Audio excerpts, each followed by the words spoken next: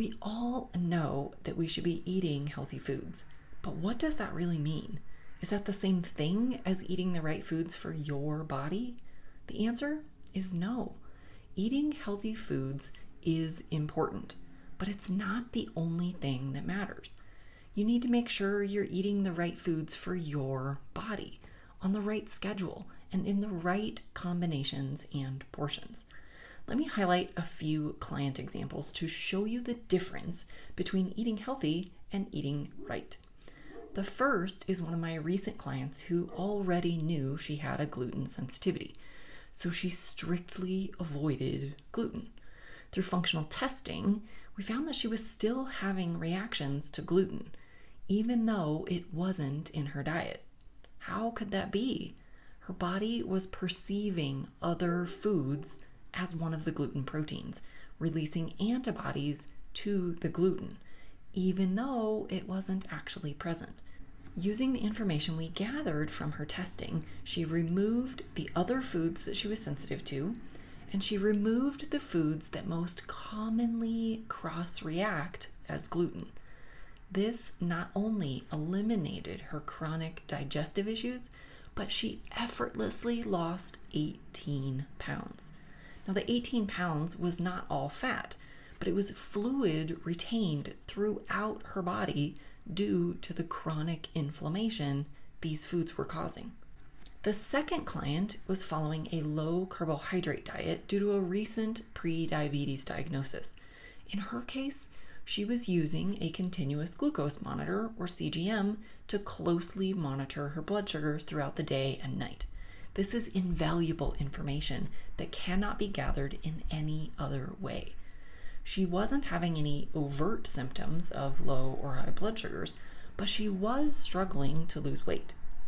What the CGM showed was that she was having low blood sugars during the night.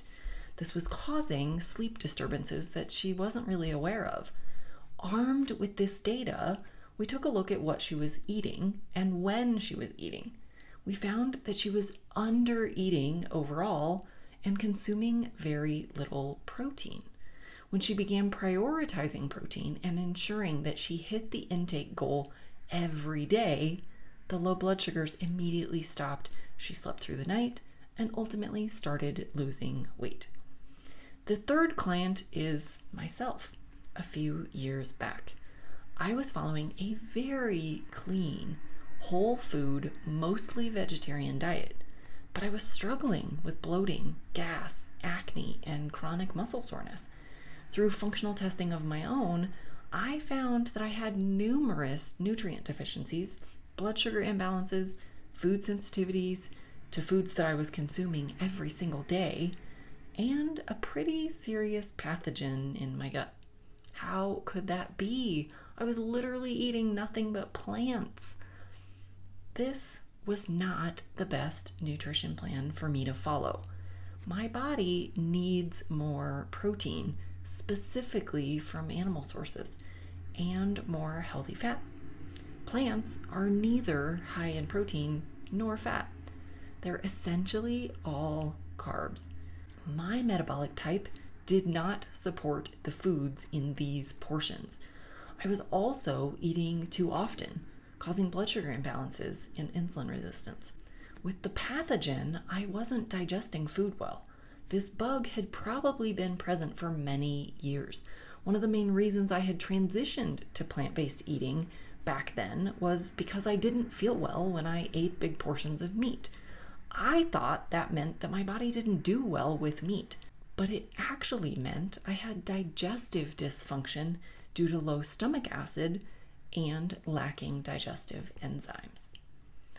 So it's clear that there's a big difference between eating healthy foods and eating right for your body.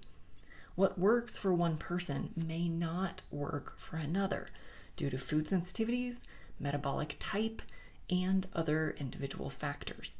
If you're struggling to accomplish your health goals, it's likely that you aren't eating the right foods or the right way for you. Functional testing is the fastest way to clearly know what imbalances you have and the quickest route to healing.